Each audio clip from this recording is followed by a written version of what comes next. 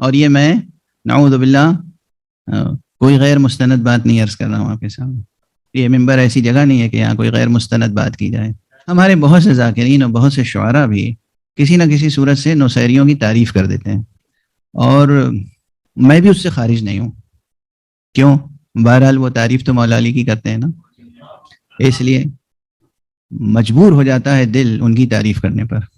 لیکن نصیری ہیں مشرک اور باطل. اور اب میں آپ سے یہ عرض کروں کہ بہتر یہی ہے کہ اشارے و کنایے سے بھی ان کی تعریف نہ کی جائے.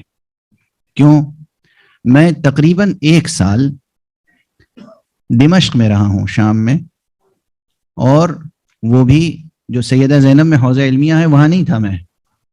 میں تھا نصیریوں کے درمیان، چونکہ مجھے جستجو تھی کہ مجھے دریافت کرنا ہے ان کی حقیقت کیا ہے.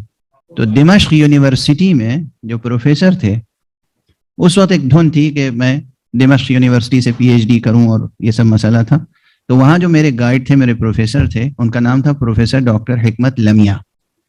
میں اکثر ان کی خدمت میں، اور میرے پڑوس میں بھی ادھر ادھر دونوں طرف چاروں طرف سب نصیری حضرات تھے، سب نصیری. چونکہ میں سیدہ زینب میں نہیں رہتا تھا، میرا قیام دمشق میں تھا، مزہ میں، اور تقریباً دمشق یونیورسٹی کے قریب. روزانہ زیارت کے لیے حاضری دیتا تھا بی بی کے یہاں، اور وہاں آ جاتا تھا کیونکہ ریسرچ کا مطالعے کا کام تھا. تو میں یہ دیکھتا تھا کہ جب میں کلاس میں جاتا ہوں تو یہ پروفیسر حکمت لمیہ صاحب میری بہت عزت کرتے ہیں. میں اسٹوڈنٹ ہوں، اور یہ جو ہیں پروفیسر ہیں، ہیڈ آف دی ڈپارٹمنٹ ہے.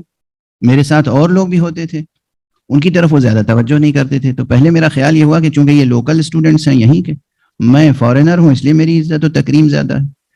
لیکن ایک دن مجھ سے رہا نہیں گیا. ہوا یہ کہ میں تنہا تھا اس دن، بس پروفیسر تھے اور میں، اور اس کے بعد جو اور ساتھی تھے نہیں آئے. تو میں نے ان سے کہا آپ مجھ پر بہت مہربان ہیں، میں اس کے لیے آپ کا خاص طور پر بہت شکر گزار ہوں. تو مسکرائے. کہا معلوم ہے کہ آپ کا میں کیوں زیادہ احترام کرتا ہوں؟ میں نے کہا کیوں؟ کہا اس لیے کہ آپ شیعہ ہیں. میں نے کہا بہت شکریہ. کہ آپ بھی شیعہ؟ کہا نہیں، میں تو شیعہ نہیں ہوں، میں نصیری ہوں، میں علوی ہوں. اب مجھے تو جیسے وہ پونجی مل گئی جس کی تلاش تھی.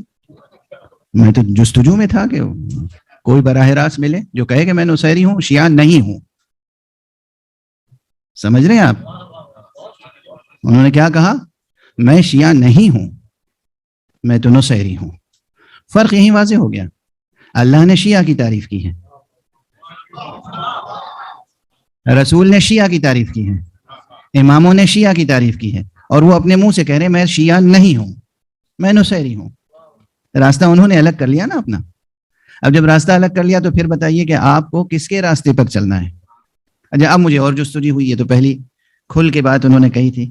اب مجھے جستجو ہوئی کہ میں ان کے شیوخ تک جاؤں، جو ان کے پیران طریقت ہیں، جو ان کے شیوخ ہیں، جو ان کے علماء ہیں، اور جو ان کے چھپے ہوئے علمی خزانے ہیں، جو ان کی کتابیں ہیں جو نہیں چھپی ہیں، مخطوطات کی شکل میں ہیں، مینوسکرپٹس ہیں، اس کی جستجو کروں. اور میں اس جستجو میں بڑی حد تک کامیاب ہوا.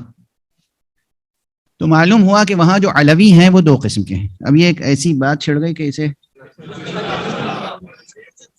چھڑ گئی بس. اب تو مجھے بڑی حد تک کامیابی ملی، اور میں ان کے شیوخ کے ہاں گیا. اب بعض چیزیں ایسی ہیں جو میں اس ممبر سے عرض بھی نہیں کر سکتا کہ ان کے شیوخ شیخ مذہب، شیخ طریقات، لیکن ان کے گھر کا ماحول بالکل ایسا تھا کہ جیسے کسی یورپ کے آزاد خیال گھرانے کا ماحول ہو، مثلا پردے کے معاملے میں یا اور مسائل میں. اور انہیں فخر تھا کہ وہ علوی ہیں، نصیری ہیں. اور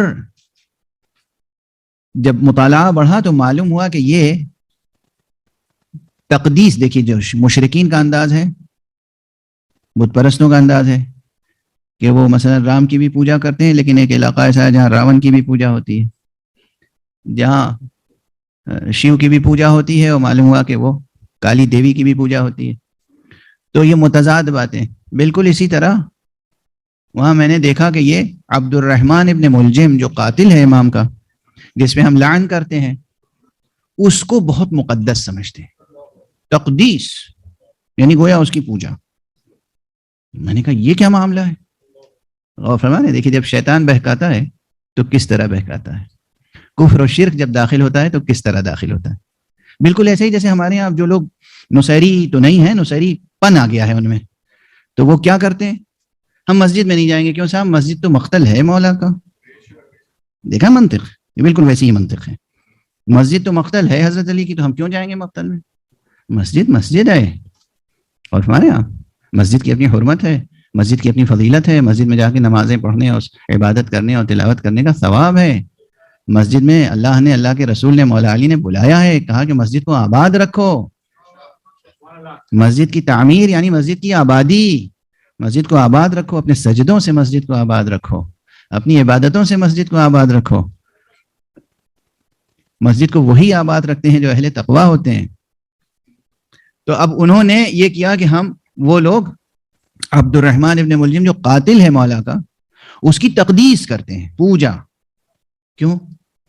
مجھے جستجو ہوئی تو کہا بھائی ذرا سوچو تو، سامنے کی بات ہے، علی رب ہے، رب کو کون قتل کر سکتا ہے؟ رب کو جو قتل کرے گا وہ بھی تو کوئی غیر معمولی ہوگا۔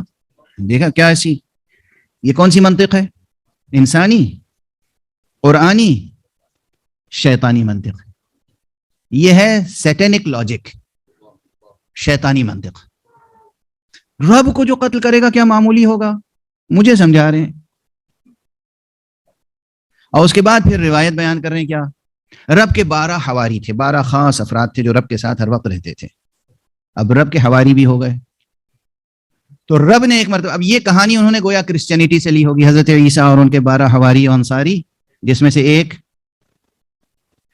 حضرت کو اذیت دینے والا باغی اور گویا ظالم و غدار ہوا۔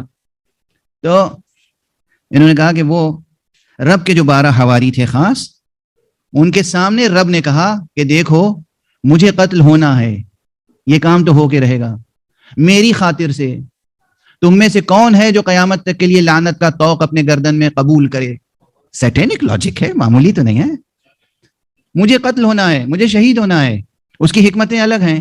تم میں سے، تم 12 میرے حواریوں میں سے کون ہے جو میری خاطر سے اپنے گلے میں گردن کا طوق قبول کرے؟ تو جناب والا بالآخر عبد الرحمن ابن ملجم نے کہا کہ اگر رب آپ کی یہی خواہش ہے تو میں اپنے گلے میں لعنت کا طوق قبول کر لیتا ہوں۔ تو گویا اس نے قتل کر کے ایک عظیم خدمت کی رب کی، اور خود غیر معمولی ثابت ہوا، اس لیے اس کی تقدیس ضروری ہے۔ آپ میں سے کوئی ایسا ہے با ضمیر، با قلب، با معرفت، با ایمان، با شعور جو اس منطق کو قبول کرے؟